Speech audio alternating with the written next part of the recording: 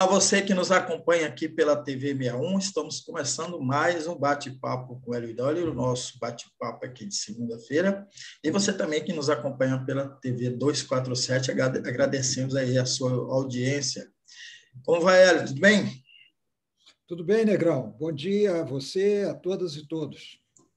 No bate-papo com o Hélio Idoli de hoje, nós vamos falar sobre essas defesas aí do nazismo feita pelo um tal de Monark, que é um influencer, no programa Flow Podcast.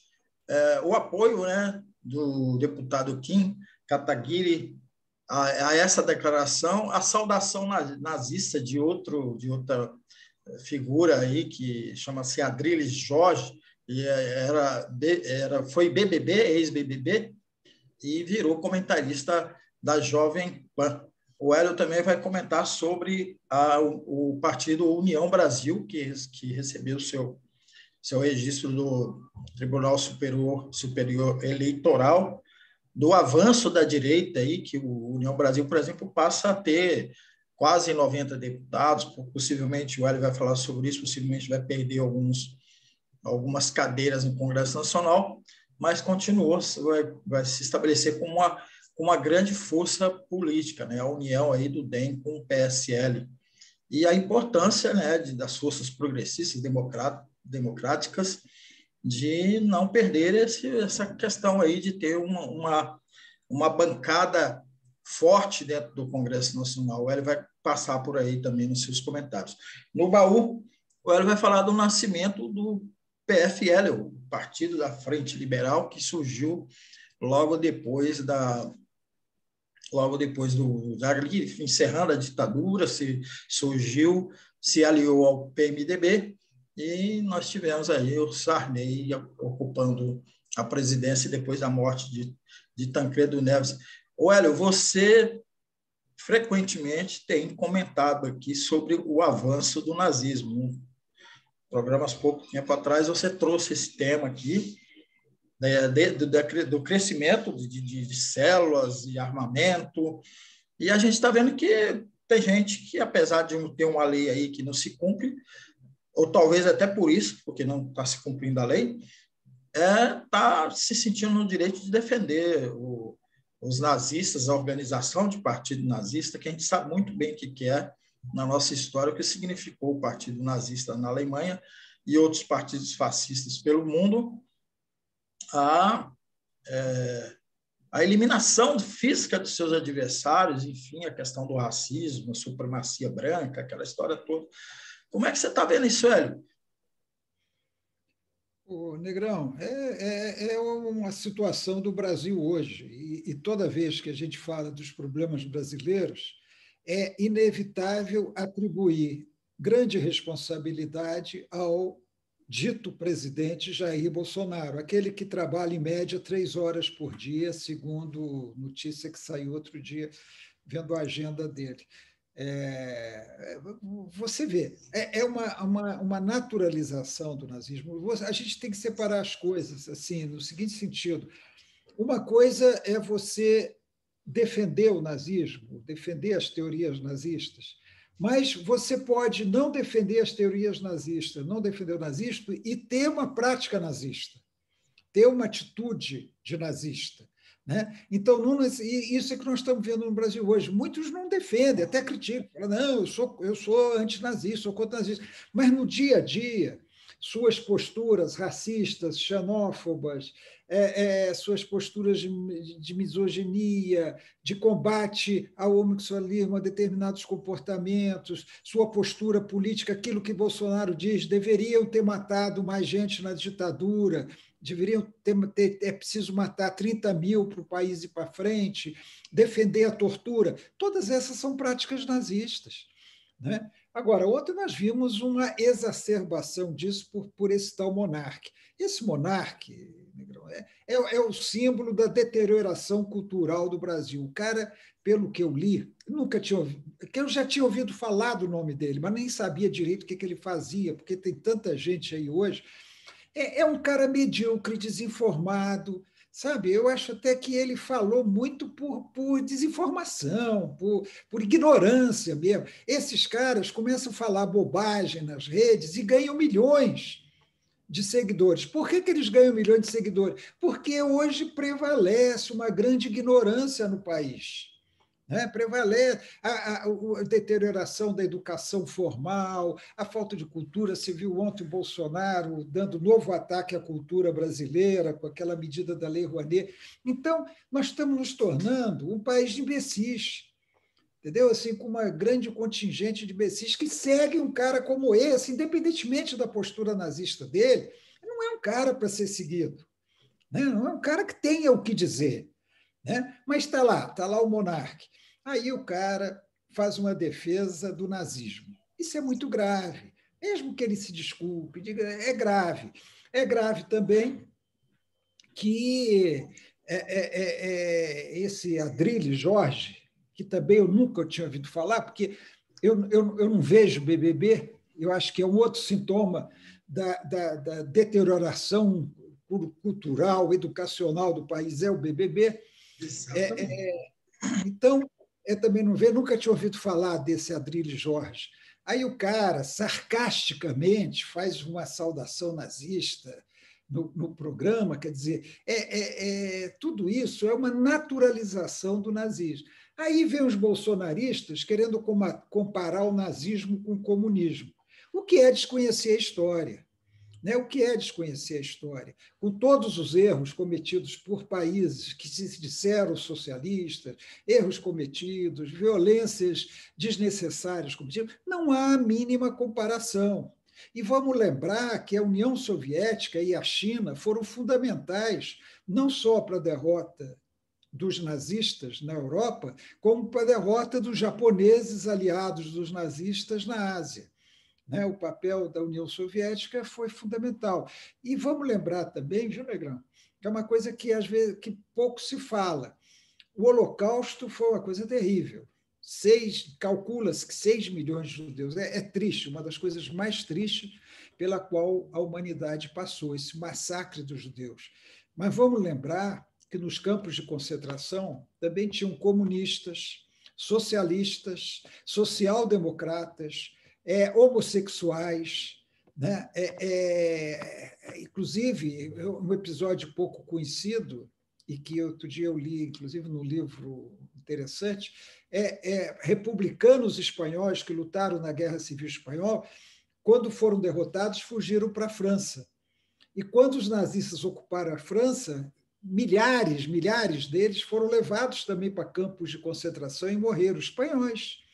Então, o massacre nazista, o genocídio, foi praticado em relação aos judeus, e é lamentável. Agora, os nazistas, eles exterminaram comunistas, socialistas, todos os que se opunham a eles, exterminaram de maneira deliberada, cruel, grave. Não tem como ficar comparando nazismo com exatamente. E a barbárie avançou também sobre os deficientes físicos, né? Mentais.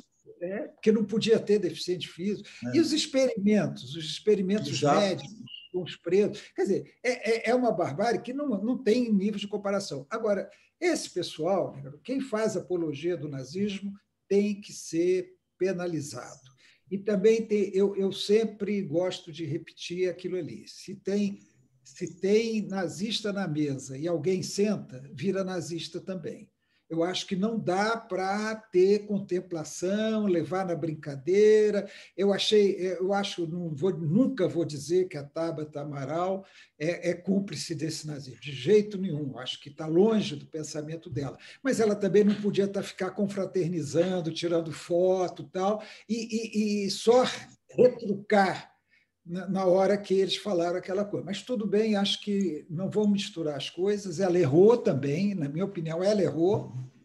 Ela errou, inclusive tirando foto depois do programa com os nazistas, lá, o defensor do nazismo, mas não é a mesma coisa, não. Não podemos também criminalizá-la por isso. Mas, como você sublinhou aí, quem senta numa mesa com nazistas, mas vamos dar um benefício da dúvida para ela, por enquanto, até porque ela tem uma postura apesar de ser financiada, aí a gente já sabe de onde que ela veio, ela tem uma postura democrata da sua atuação democrata. Então, Você pode fazer críticas a ela, mas é uma democrata e está muito longe do nazismo. Ela apenas, talvez pela inexperiência, ela não conseguiu fazer o que a Márcia Tiburi fez lá no Rio Grande do Sul, quando o Kim Kataguiri, que não é nazista, na minha opinião, é um fascista, ele sentou, ela pegou, levantou e foi embora do programa. Né? Uma atitude ousada, né? Corajosa. Não estou dizendo que ela devia ter feito isso, não, mas ela devia ter sido mais. Mas isso é secundário, tá, Negrão? Então, entrou no assunto, mas é secundário. Com certeza, vamos falar então da União Brasil, do avanço aí da direita, né, que já tem maioria, se formou maioria, vem se formando maioria, grande maioria desde 2014, avançou em 2018. A de 2014 conseguiu derrubar a presidente Dilma, a 2018 está aí dando sustentação, não deixou ser derrubado o Bolsonaro, e se a gente continuar, né, com essa configuração de um Congresso altamente reacionário e também não representativo da sociedade, você já abordou muito aqui sobre isso, que o Congresso Nacional hoje, ele, além dos vários defeitos que tem, ele não é representativo da sociedade, que teria que ser numa democracia de verdade, né, Hélio? É isso aí, Negrão. Veja só, os conservadores, a direita, têm maioria no Congresso há muito tempo. Tanto que consegue aprovar grande parte de suas pautas neoliberais, conservadoras e tal. Ontem, o Tribunal Superior Eleitoral autorizou a constituição de um novo partido, chamado União Brasil, que é a junção do antigo DEM, que é o antigo PFL, com o PSL, que é o partido pelo qual o Bolsonaro se elegeu, e que não é mais o partido do Bolsonaro. O partido do Bolsonaro agora é o PL do Valdemar Costa Neto. Esses dois partidos se juntaram e teriam 80 e poucos deputados, mas os próprios partidários já admitem que muitos deles, talvez uns 20 deles, vão sair para ir para o partido bolsonarista, porque são bolsonaristas que estão lá. Mas, de qualquer maneira, Negrão, é a direita.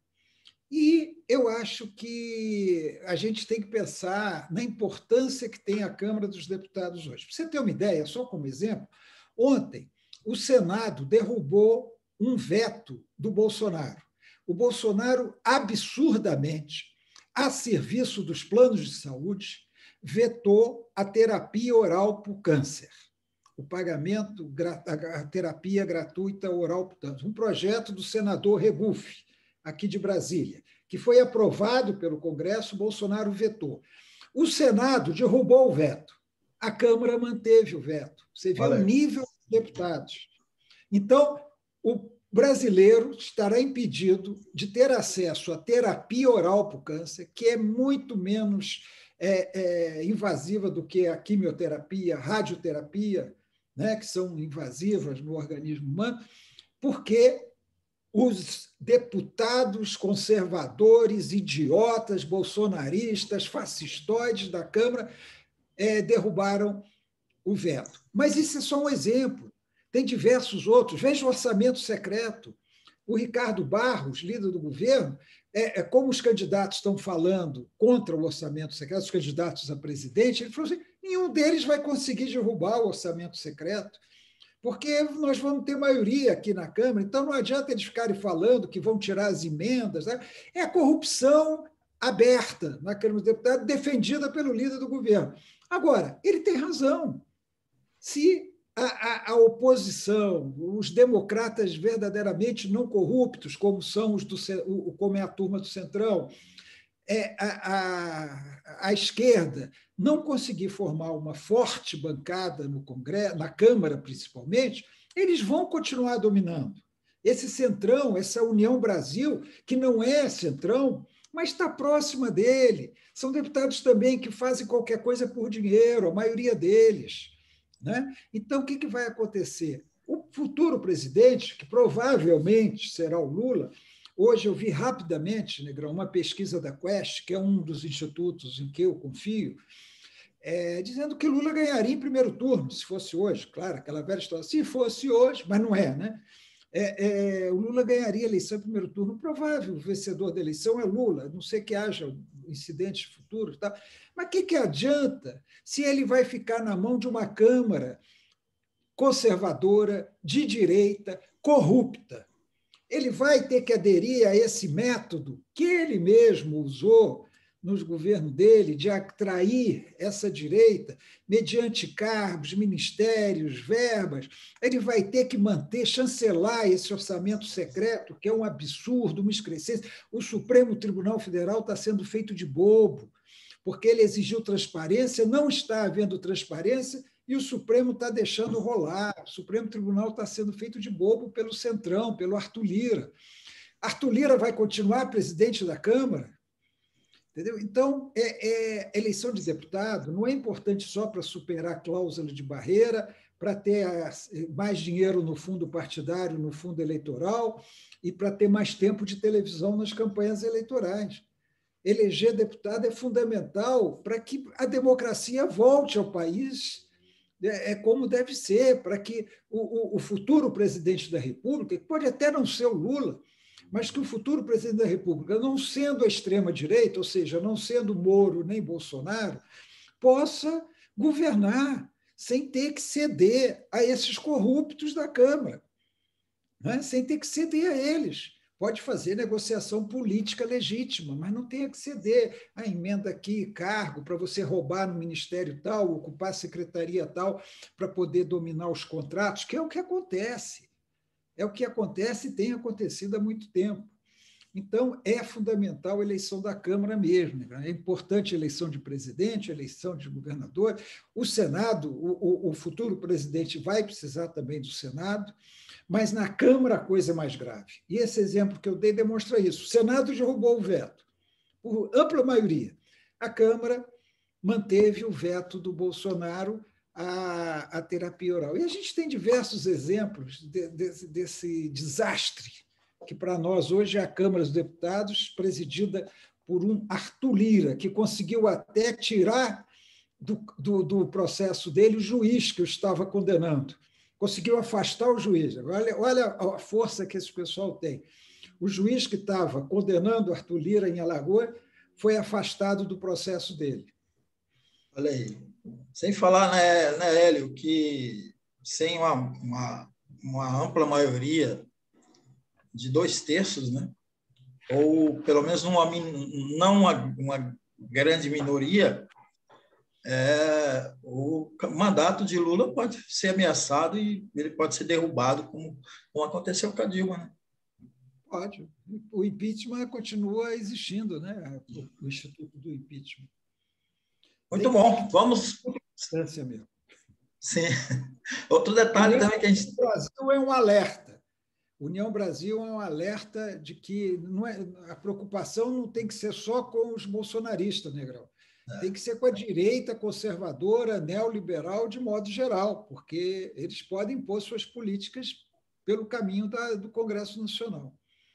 Muito bom. Vamos, então, para o Baú do Hélio, que o Baú do Hélio traz aí as recordações, ele acompanhou como profissional a criação do PFL, que foi o partido que deu sustentação à primeira candidatura de Tancredo no colégio eleitoral. É isso mesmo, Hélio?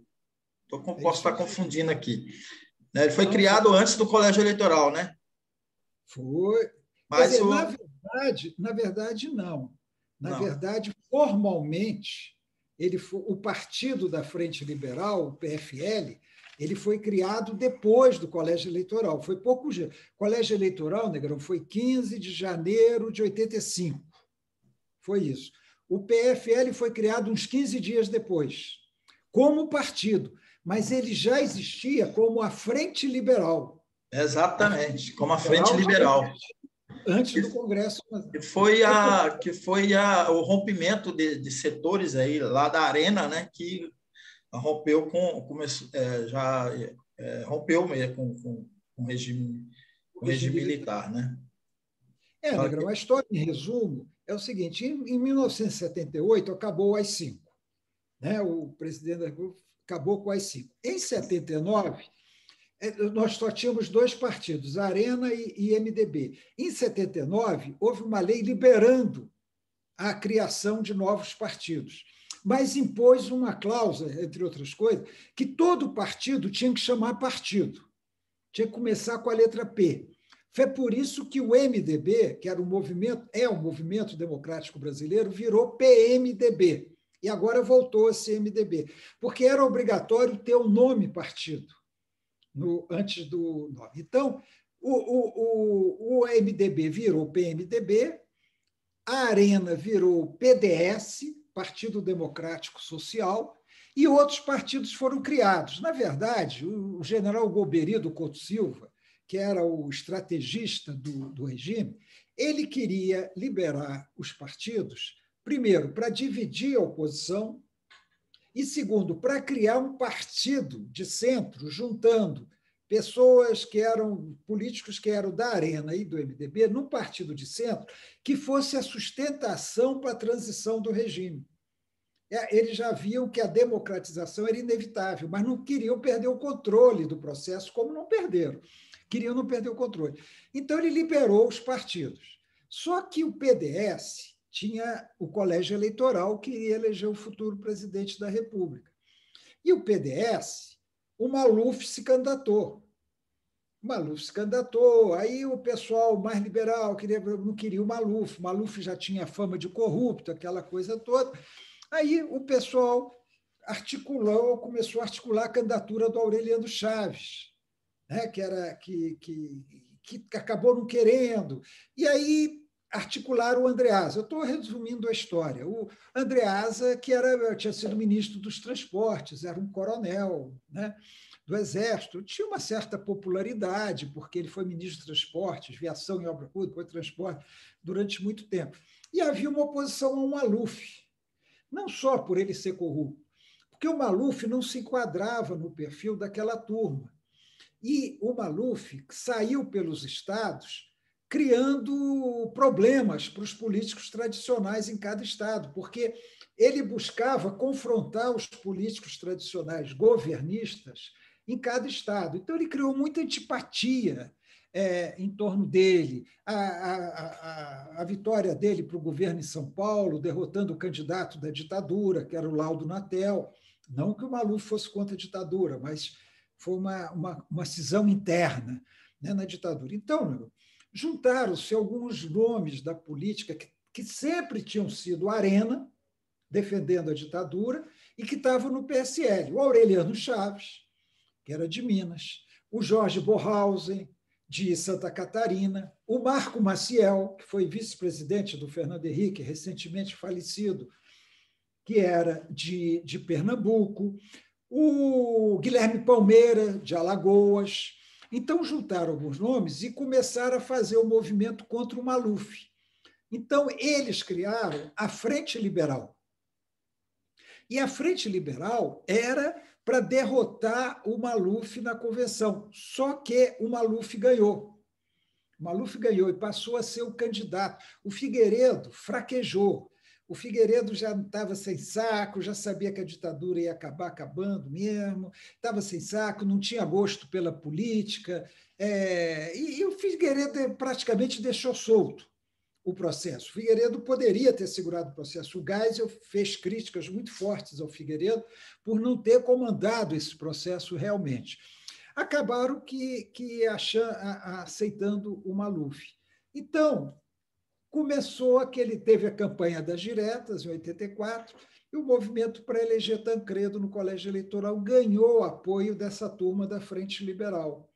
E aí vários outros, Hugo Napoleão, Luiz Gonzaga Mota do Ceará, Hugo Napoleão do Piauí, o Roberto Magalhães de Pernambuco, Divaldo Suragi de Alagoas, e inclusive o Antônio Carlos Magalhães, que não era da Frente Liberal, mas que rompeu com o PDS e não apoiava o Maluf, não apoiou o Maluf, resolveu apoiar o Tancredo. Esse grupo foi fundamental para a eleição do Tancredo Neves, foi importantíssimo. Eu tenho um número aqui,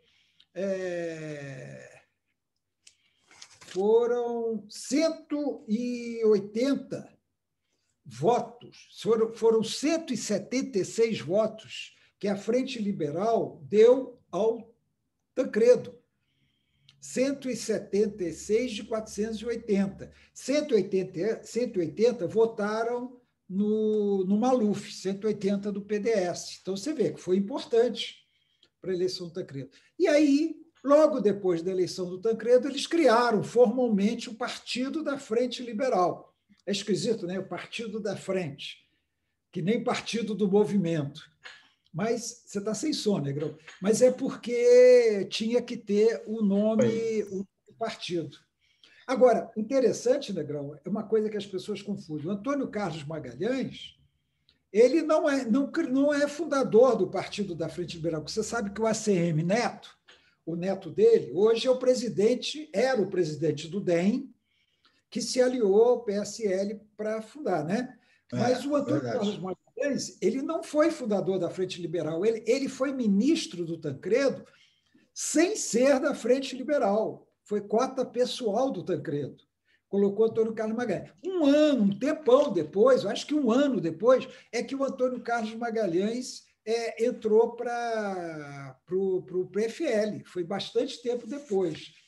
Então, esse PFL, essa Frente Liberal, uma dissidência do PDS para eleger Tancredo Neves, que se transformou em partido em 85, virou DEM em 2007, num processo de renovação, passou a se chamar Democratas, com a sigla DEM, para tentar se dissociar da ditadura militar, em 2007, e que agora se funde com o PSL, que era um partidinho desse tamanho, e cresceu porque foi o partido que Bolsonaro entrou para se eleger presidente da República. Elegeu um bando de deputados, ficou um partido grande, com muito dinheiro, e eles estão se juntando. É um partido poderoso. Mas a origem é essa, né? A origem é para... Você veja só, né? A origem era para eleger Tancredo no colégio eleitoral e dar um fim à ditadura militar. Interessante. E o jornalista Hélio Dolly estava onde nesses idos de 1985? Negrão, esses anos, porque esse movimento, diretas foram 84, né? E a Frente Liberal começou a se articular realmente em 84. 84, exatamente. Eu passei por vários lugares. 84 foi o ano que eu saí da Veja. Eu fui trabalhar numa revista de São Paulo que era de propriedade do Flávio Andrade, uma grande figura recentemente falecido, e da Marília Andrade, que está vivendo em Portugal hoje, que abriram uma revista mais à esquerda. E essa revista, infelizmente, por vários problemas, ela durou muito pouco. Mas eles me mantiveram trabalhando com eles, porque eu tinha saído da Veja para trabalhar nessa revista. E a revista fechou. Qual era o nome da revista? Era Brasil Extra. Brasil Extra. Eu tenho uma edição dela e a capa é o Maluf, mas é o Maluf criança, é uma foto do Maluf criança. E a capa era essa, o menino que virou Maluf. Era a capa do Brasil Extra. E aí O menino que virou Maluf. O menino que virou Maluf, é uma foto dele criança. Né? Então, que Maluf, na época, era o mal personificado, né? Além da ditadura militar. E aí, Negrão, eu continuei trabalhando com eles mais um tempo, eles tinham outras publicações, inclusive uma chamada Leia Livros, e eu continuei trabalhando com eles, mas aí eu fui trabalhar na Isto É. Então, eu passei também um tempo na Isto É, mas como eu era presidente do Sindicato dos Jornalistas, eles não podiam me contratar, porque senão não poderiam me demitir. Então, eu era uma espécie de freelancer fixo da Isto É durante esse tempo. E aí eu também fui contratado por uma agência alemã, a DPA, que é Deutsche Press Agentur. Eles me contrataram como, vamos dizer assim, um stringer em Brasília. A correspondente morava no Rio e ela precisava de uma pessoa em Brasília, e eu fui contratado para isso. Quando o Tancredo foi internado no hospital de base, eu estava na DPA. eu fiz a cobertura toda para a DPA. Então, nessa época, 84, 85, eu passei pela Veja, pelo Extra, pela Leia Livros e pela Isto É e pela Pela DPA. DPA. Em todos esses lugares. Então, eu acompanhei muito de perto todo esse processo, que é mais interessante. Tem a história, não vou falar hoje por causa do tempo, mas tem a história, por exemplo, da criação do Partido Popular. Pouca gente lembra disso. Sim. Né? O pessoal, Tancredo, Tales Ramalho, saíram Exatamente. do MDB para criar o Partido Popular, que durou 2 anos só. Depois Exatamente. eles voltaram para o PMDB. O Tales não, o Tales Ramalho, que era uma fonte minha muito importante, era secretário-geral do MDB, o Tales Ramalho foi para o PDS. O Tales Ramalho foi para o PDS. O Tancredo voltou para o MDB, PMDB. Tem muita história interessante dessa época, né? E por trás de tudo, quando você pegar, tem uma figura que não pode ser esquecida sob o ponto de vista. Bom, o Hélio Gaspari cuidou de não esquecê-lo, que é o general Golbery do Couto Silva. Sim, você mencionou o Golbery, eu lembro que em 82, se não me engano, 81. É isso, não é que tudo que ele fez deu certo, não, tá, Negrão? Não era um gênio. Ele era um estrategista importante nesse momento, mas também cometeu muitos erros. Cometeu muitos erros de estratégia. Não é que ele seja... As pessoas meio que glorificavam, né? Assim, a estratégia do Golbery. Foi importante, mas também errou muito. Inclusive, nessa história do PP, a gente pode contar outro dia, ele errou. Ele errou porque ele incentivou a criação do PP e depois eles mesmos contribuíram para que o PP acabasse. Tem aí, vamos deixar essa história do Golbery para o próximo baú, mas tem aí, né, a disputa pelo PTB, que dizem que tem dedo dele ali também na articulação para Ivete Vargas, ir lá melar né? Tem dedo deles. Então, bom, enfim, tem história aí, né, Hélio? Vamos deixar então para o próximo baú do Hélio. E assim a gente encerra aqui mais um bate-papo com Hélio Dolly. E você, mais uma vez, vamos lembrar aí, vamos ajudar o canal, se inscreva, compartilhe, dá o joia, né? Então, se você está aqui na TV 61, nos ajude a impulsionar o canal e nosso programa. Se estiver na 247, como eu sempre estou lembrando aqui, eles estão na campanha para chegar a 800 mil e depois a 1 milhão. Vamos ajudar a galera do 247, que só o fato deles reproduzir o nosso programa aqui já é uma grande ajuda para o nosso canal e para o programa aqui, né, Hélio? É, claro que é muito bom a gente ser retransmitido pela TV 247. Exatamente. Então, você que nos acompanhou, um grande abraço aí. Abraço, Hélio. Até sexta-feira. Abraço.